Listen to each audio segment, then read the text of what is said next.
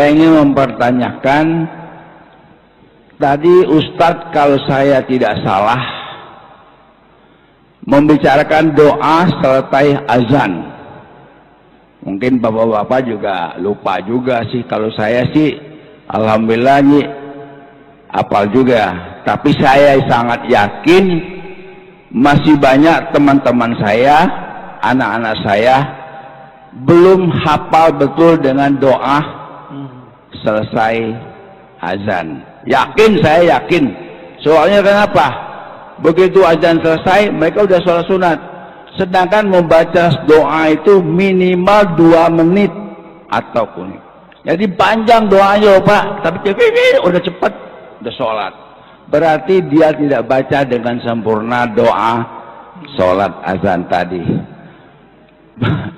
Ustadz bilang syafaatna Rasulullah SAW sangat luar biasa di situ. Kalau nggak baca itu, kayaknya nggak bagus nih kayaknya Pak Ustadz ya. Itu pertama. Kedua, tadi Ustadz menyinggung masalah azan telah tiba, waktu sholat telah tiba, berarti kan Pak ya, azan. Tapi kita masih taklim. Imam Malik bilang, mau ngapain lo berkemas-kemas azan? Kan sudah sholat. Sedang sekarang kita taklim. Sebentar lagi sebenarnya waktu tulunya udah mau habis ini, kalau saya belum. Jadi ya, 2 pertanyaan inilah yang mohon penjelasan sejelas-jelasnya. Sekian, terima kasih. Assalamualaikum warahmatullahi wabarakatuh. Ya, Pak siapa Pak? Haji Halim Pak. Abdullah. Oke, Pak Abdullah ya. Bagus Pak, semangat sekali. Tapi doa setelah azan itu ada banyak versi. Nah, saya mencoba husnuzon kalau bapak-bapak ini buru-buru. Jangan-jangan pakai yang ekspres. Ya. Jangan-jangan Pak pakai ekspres. Karena yang ekspres itu doa yang tadi, raditu billahi robba wabil islami dina wabi muhammadin nabi wa rasulah. 10 detik beres Pak. Jangan-jangan dia pakai doa itu. Namun yang lengkapnya, Allahumma rabba hadhihi da'watid tammah wa salatil qa'imah ati sayyidina muhammadin al-wasilata wal fadilah wa ba'athu maqaman mahmud alladhi wa'attah.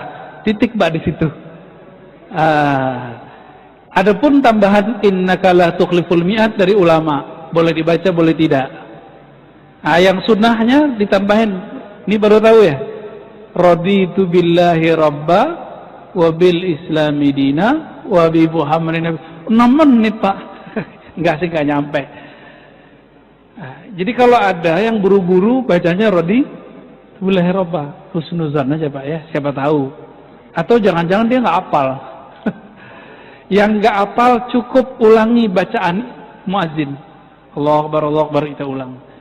Kalau lagi taklim, Bapak nih guru ngaji ini di madrasah di mana orang azan di luar, boleh nggak kita lanjut ngaji? Boleh. Nanti selesai jeda kita ulang semua kalimat azan. Allahu Akbar. Boleh Pak. Ini saya saksikan sendiri, guru kami Dr. Aiman Syawwa. Orang Suria, begitu juga murid-murid Syekh Yasin Al-Fadani, begitu juga murid-murid Sidi Abdullah Ghumari. Itu kalau lagi ngajar ada azan, dia lanjutin dulu, udah selesai jeda baru dia baca ulang tuh, menjawab si muazin. Tapi disebut dengan qodoan, karena ada adaan itu membaca saat muazin membaca. Kalau ini qodoan itu boleh, ya, itu boleh. Biar dapat faedahnya. Dan Bapak perlu tahu, orang yang mengamalkan ini setiap saat dijamin nanti dalam kuburnya enak. Nanti di padang mahsyar orang semua tenggelam dalam lautan manusia, dia nongol sendiri Pak. Ini yang disebut dalam hadis. Para muazin, begitu juga orang-orang yang bersaksi ke muazin ini, kalau dihadiskan muazinnya doang, termasuk yang menjawab azan. lehernya panjang. Nah, maknanya adalah ketika semua orang tenggelam dengan keringatnya, susahnya, berdarah, dia nongol sendiri Pak di atas. Nggak percaya nanti meninggal aja dulu Pak. Kira-kira begitu. Ya, jangan meninggal dulu Pak ya. Ma'rifatullahnya belum beres. Yang pertama, antara hawa nafsu itu duluan mana Bu ya yang diciptakan oleh Allah? Dan perbedaan hawa dan nafsu itu apa Bu ya? Itu yang pertama. Yang kedua, apakah ayat Quran surah Al-Fajr yang potongannya ya ayyatuhan nafsul mutmainnah irji'i ila rabbika radiyatan mardiyah, apakah ayat ini termasuk salah satu doa Bu ya? Iya. Hawa itu artinya kecondongan. Hawa artinya kecondongan. Kecondongan negatif dari jiwa disebut hawa nafs. Maka orang yang menahan jiwanya supaya tidak condong, bahasa Arabnya nahan nafs. Wa man nahan nafsa 'anil hawa. Siapa yang menahan hawanya, kecondongannya kepada yang buruk dari dalam jiwa, jadi hawa ini mengarah kepada fujur. Apa arti fujur? Kekejian. Siapa yang mampu mengendalikannya, maka bagi dia surga. Surga itu isinya ketenangan-ketenangan. Coba rasakan puasa, waktu berbuka senang nggak? Itu surga pertama di dunia. Ya, antum yang tahajud malam tadi bahagia nggak? Antum yang bisa subuh pagi ini itu lebih bahagia daripada orang yang tidak subuh pagi ini. Itulah surga yang Allah dahulukan. Surga yang lebih awal Allah dahulukan. Ayat ya Tuhan nafsul mutmainnah itu bukan doa, tapi bisa jadikan sumber doa. Disebut hizib. Hizib itu artinya doa-doa berdasarkan ayat. Wahai jiwa-jiwa yang tenang. Jiwa itu tenang nggak mungkin kecuali dengan mujahadah. Nggak mungkin dia tenang kecuali dimujahadahin. Ya. Maka jika ada guru tidak mujahadah, muridnya mujahadah, muridnya sampai, gurunya nggak sampai-sampai. Ya. Itu banyak kejadian begitu ya. Pagi. Cukup?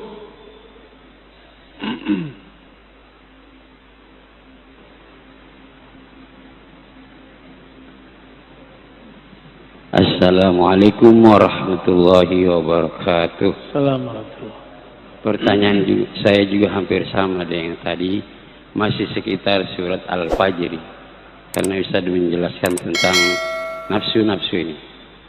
Di situ Allah memanggil ya ayat Tuhan nafsul mutmainnah. Nafsul mutmainnah, kalau dalam surat Al-Fajr saya pernah dengar begini Ustaz ya. Jadi kalau kita ingin memiliki nafsul mutmainnah, itu syaratnya 5. Ada di surat Al-Fajr itu.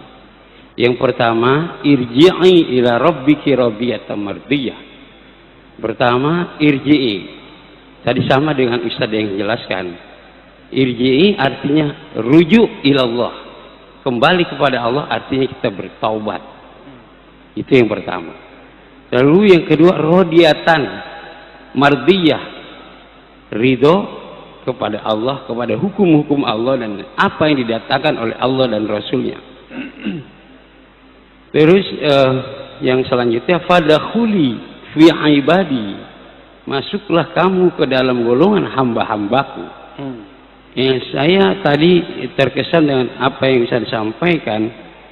Kalau kita ingin menjadikan tazkiyatun nafs ini, harus punya guru, artinya berarti harus punya apa itu namanya, masuk ke dalam suatu golongan tadi torikoh ya Ustaz ya. Tadi kalau Ustaz bilang kalau yang ngaji begini aja sama Ustaz itu belum cukup, Ustaz bilang begitu, ya kan? Berarti kan saya atau kita semua harus punya guru atau punya kelompok torikoh yang mengajarkan, membimbing kita sehingga kita menjadi tazkiyatun nafs dan zikir dan lain sebagainya. Iya. Barulah nanti yang terakhir wadukhuli jannati. Setelah itu masuklah ke dalam surga. Itu yang finishnya di situ, wadukhuli jannati. Ustaz, sekarang tadi kita kalau hanya ngaji begini-begini saja, kata Ustaz itu belum termasuk apa itu namanya usaha mujahadah yang saya. Tapi gimana kita ini udah berumah tangga, udah repot ya. Kalau kita umpamanya rutin berzikir, rutin masuk apa itu tadi ada bunyi begitu, kayaknya terlalu apa ya Ustaz. Sedangkan agama tidak memberatkan ya. Itu. Terus pertanyaan saya yang kedua, saya lihat sekarang ini anak-anak muda Ustaz, kalau ada Habib itu mereka semangat sekali. Mereka kemana aja dia paranin. Dia datangin Ustaz, yang ngikutin itu acara-acara Habib itu. Apakah itu sudah termasuk dia masuk torika itu Ustaz? Dengan zikir-zikirnya dan lain sebagainya. Tapi pada kenyataan anak muda ini saya perhatikan Ustaz, kalau itu semangatnya luar biasa dan banyak sekali jamaahnya. Tapi giliran waktu subuh itu orang-orang tua jamaahnya banyakan. Anak muda kemana? Padahal jangan ngikutin Habib. Padahal semangat banget, perempuannya lakinya itu banyak sekali jamaah. Tapi ketika prakteknya itu kemana Ustaz? Baik. Ini itu ya pertanyaan. Ya, assalamualaikum warahmatullahi wabarakatuh. Assalamualaikum. Itu mungkin versi guru Bapak ya. Kalau mau nafsu mutmainnah harus 5. Kalau versi guru saya 5 berikut itu dari nafsu mutmainnah mau naik lagi. Yang dipanggil tuh nafsu mutmainnah, bukan supaya jadi mutmainnah irji'i, bukan. Udah dipanggil, dia sudah mutmainnah dulu baru dipanggil. Yang dapat undangan kepada Allah itu jiwa yang tenang. Jadi bagaimana supaya jiwa tenang? Bilju' dia mujahadah. Bil mujahadah itu aja. Supaya qalbu tenang bizikrillah, dengan zikrullah. Maka 2. Supaya an-nafs ini tenang, mujahadah, qalbunya dizikirkan. Udah dapat tuh. Ini aslani min usulit tariq. Jadi mungkin beda guru kita Pak ya, nggak apa-apa kan? Ya. Karena kalau dia sudah tenang, terus dibilangin kamu supaya tenang kembali ke Allah, itu turun lagi, gitu. Sekarang dia sudah tenang, sudah nafs mutmainnah. Kalau sudah tenang, baru dipanggil kehadiran Allah.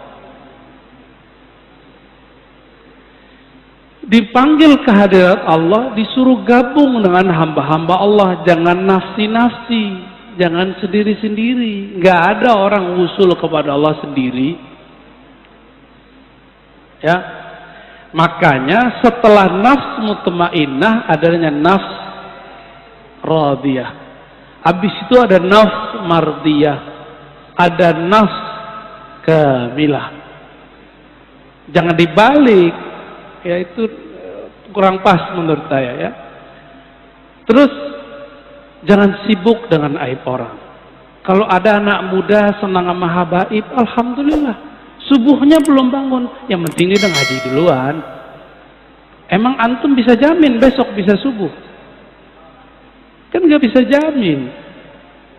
Jadi kalau ada anak muda senang ngaji sama habaib, kita katakan alhamdulillah. Semoga besok ngaji sama habaib subuhnya masuk. Kita sibuk dengan aib kita sendiri. Kalau ada anak muda udah cinta habaib, itu udah bagus, Pak. Dapat syafaat dari baginda Nabi SAW. Karena hadisnya jelas, ahibbu ahla baiti hubban li. Cintai itu dua hal yang masalah.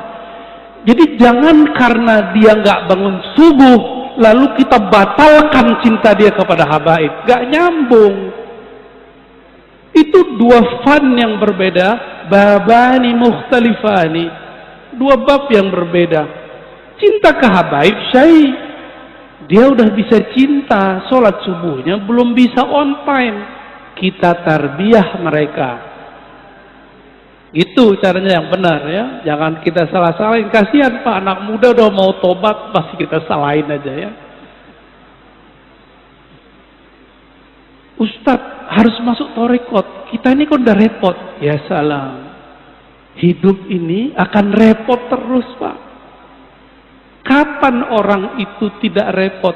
Kalau dia irji'i ila rabbik. Irji'i itu pulang harus lewat jalan.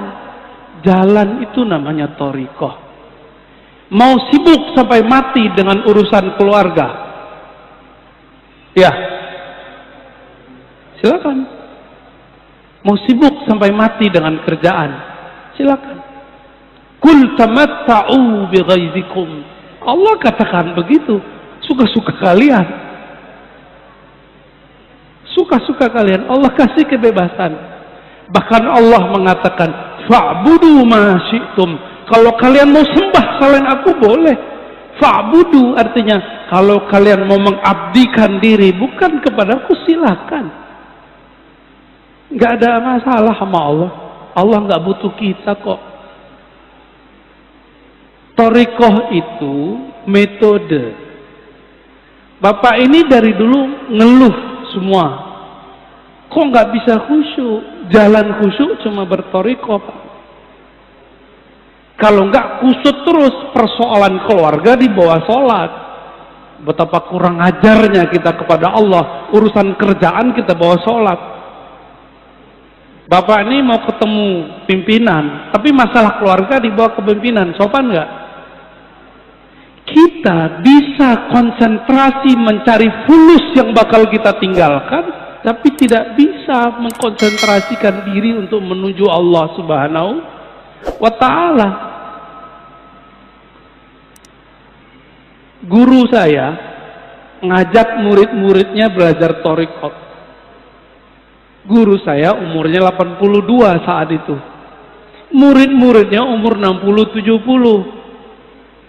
Udah ngaji dari umur 25-an. Apa kata guru saya? Ayo belajar thariqah yuk. Jawaban yang umur 70 apa? Nanti aja Pak Kiai kalau udah tua. Lah, dia nggak ngerasa tua Pak. Kita akan sibuk di rumah Pak Kiai. Buya, kita sibuk di rumah. Ternyata jawaban dia semenjak umur 25. Sekarang umur 75 dia nggak sadar kalau dia sudah tua. Seorang ibu-ibu minta diajarin zikir, kita kasih zikir. Zikirnya cuma 100. Apa kata dia? Ustadz saya kan sibuk. Ibu umur berapa? Saya umur 70-an Ustadz. Lah ibu karyawati, ibu pramugari, enggak, tuh sibuk apa? Bengong juga dia. Kita ini sok sibuk. Yang kedua, antum mengira berthariqah itu meninggalkan dunia, bukan. Berthariqah itu nyatu dengan dunia secara fisik, tapi batinnya dengan yang maha batin. Alam ini zahirnya Allah. Batin kita apakah sudah dengan batinnya Allah? Itu thariqah. Kesadaran bahwa kita sedang dengan yang maha zahir, batin kita dengan yang maha batin, kesadaran itu namanya thariqah. Dan caranya nggak seperti yang antum bayangkan, harus puasa sekian hari. Itu mau jadi ahli kebatinan namanya. Jadi thariqah itu beda orang beda cara, nggak saklek. Oh, kalau sama Kiai Fulan puasa dulu sekian hari, mutih. Enggak. Mungkin kita beda guru kali ya. Guru aneh kalau ngajar thariqah itu sederhana sekali. Dilihat kita masih kecil, umur 13 tahun, diajarin zikir yang ringan-ringan. Kamu zikir ini anak, ya, pagi sore. Tapi setiap kali saya zikir, saya hilang, Pak. Ntar umur 15, mulai dikasih zikir yang mulai ada angkanya besar, dilatih. Di umur 18 tahun, sudah kuat, zikir 70.000, segala macam. Bahkan umur-umur segitu. Antum sekarang udah umur 40, 50 masih ngomong begitu. Apa kata Imam Junaid di kitab ini, tadi saya lupa bacain. Wahai anak muda, ya ma'syaras syabab, latihlah jiwamu sebelum tua. Latihlah badanmu sebelum renta. Karena nanti kalau badanmu sudah tua, sudah renta, kamu tidak sempat lagi mengikuti jalur-jalur ulama salafus saleh seperti saya ini. Itu Junaid tiap malam nggak bisa tidur, tahajud mulu, dia nggak bisa tidur. Kalau tidur, di kemudian menghukum dirinya, nggak berlebihan, itu biasa tuh Junaid. Sekarang saya kasihan, miris lihat anak muda hari ini, tua-tua juga sama, mau tidur pakai handphone, Torekot Samsungnya, Oppo-nya, Apple-nya. Torekot ini nih lebih hebat, mau tidur pakai Torekot ini, bangun tidur, yang pertama dicari itu lagi. Kenapa orang bisa tahan? Karena ada yang dilihat. Antum rajin-rajin mujahadah, nanti Allah bukakan kolbu, lebih asik dari ngelihat YouTube. Namanya mukasyafah, musyahadah. Lebih asik dari baca kitab, lebih asik.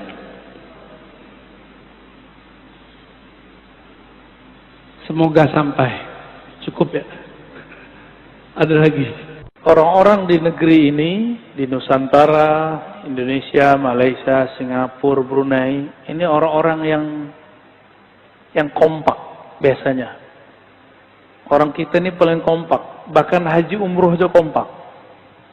Pegal bengong-bengong itu, orang Arab tuh bengong. Orang kita kalau talbiyah, kalau zikir, itu ramai-ramai. Labbaik Allahumma labbaik. Kata orang Arab, lebay amat ente. Kita baca labbai, dia bilang lebay. Tapi orang Indonesia paling rapi. Orang Malaysia, Brunei, Singapura, Patani itu kalau salat di mana aja paling rapi. Karena mazhab kita dirujuk sama satu, mazhab Al-Imam Syafi'i. Tapi saya mau kasih tahu antum bahwa di Damaskus itu beda masjid atau beda mazhab. Yang nggak ada di sana cuma mazhab Hanbali. Belakangan baru muncul orang menghidupkan kembali mazhab Hanbali di Mesir. Ada syekh, dia mazhabnya Hanbali. Dia bersambung sanad ke Imam Ahmad bin Hanbal. Salafi tidak ikut mazhab manapun. Nggak ada mazhabnya Salafi itu. Bahkan mereka membatalkan mazhab. Bahkan Albani mengatakan orang bermazhab itu dengan sebutan yang tidak pantas dikatakan. Muhammadiyah tidak terikat dengan mazhab manapun, tapi tidak anti mazhab. Namun pendiri Muhammadiyah mazhabnya Syafi'i. Bismillahnya dijaharkan. Tarawihnya 20 tambah 3. Solat subuhnya kunut. Itu pendiri Muhammadiyah. Muhammadiyah sekarang saya nggak tahu, antum cari aja sendiri ya. Di majelis tarjih setahu saya tidak ada ungkapan anti mazhab. Yang ada kami tidak terikat mazhab, begitu versi Muhammadiyah. Selama Muhammadiyah tidak anti mazhab, mereka tidak terikat, tidak masalah. Tapi kalau mereka mengatakan mereka anti mazhab, itu sudah sama dengan mengkhianati pendiri Muhammadiyah. Ya, dan saya yakin tidak ada ulama Muhammadiyah yang begitu. Yang ada cuma ubaru. NU mengakui 4 mazhab, prakteknya 1 mazhab. Di masjid ini ya tergantung dari dulu mazhabnya apa nih? Syafi'i, ya sudah Syafi'i aja. Kecuali antum tarbiyah dulu umat. Besok kita pakai mazhab Hanafi ya. Ada nggak guru yang ngajarin mazhab Hanafi di sini? Oh kata kawan, gak usah ikut mazhab-mazhab, pakai hadis aja. Hadis itu yang mengerti imam mazhab. Ikut mazhab berarti memahami hadis Nabi Sallallahu Alaihi Wasallam. Jangan gagal fokus lagi. Ini masih ada yang terbersit-bersit di kolbunya nih. Masih aja ikut mazhab. Hari gini ikut mazhab. Ya salam. Terus kita ikut siapa kalau ikut mazhab? Kata kawan, ikut Bukhari. Lah Bukhari itu murid dari imam mazhab. Ya, kalau ikut Bukhari, gak ikut imam mazhab, namanya turun kelas. Kalau ente menghina Bukhari, bukan Imam Bukhari mengatakan guruku Ahmad bin Hanbali. Guruku Humaidi itu muridnya Syafi'i. Guruku Kutaibah muridnya Malik. Jadi Imam Bukhari berguru ketiga imam mazhab. Gimana menurut antum? Bahkan berguru ke murid-murid Abu Hanifah yang masih tersisa. 4 mazhab. Maka semua mazhab mengatakan Bukhari itu imam mazhab kita. Berebut. Orang kalau sudah viral di zaman itu namanya Imam Bukhari. Berebut ulama. Bukhari mazhab Syafi'i, kata orang Syafi'i. Bukhari mazhab Hanbali, kata orang Hanbali. Bukhari mazhab Maliki, kata orang Maliki. Pas Hanafi, agak bingung dikit. Nih Hanafi enggak ya? Imam Ahmad bin Hanbal pun sebelum ikut Imam Syafi'i, beliau adalah mazhabnya Ahlur Ra'yi, Hanafi. Ya. Jadi nggak usah khawatir. Orang kalau dia sirkan basmalah bukan berarti nggak baca, dia baca. Di Mesir itu beda kampung, beda desa, itu udah beda mazhab. Ada masjid di Damaskus di Suriah namanya Masjid Imam Ahmad bin Hanbal. Itu mazhabnya suka-suka siapa yang jadi imam. Imamnya Syafi'i, imamnya Hanafi. Imamnya Maliki, jadi nggak ada masalah. Maka saya pun juga mengajak antum semua, mari jangan saklek lagi dalam bermazhab.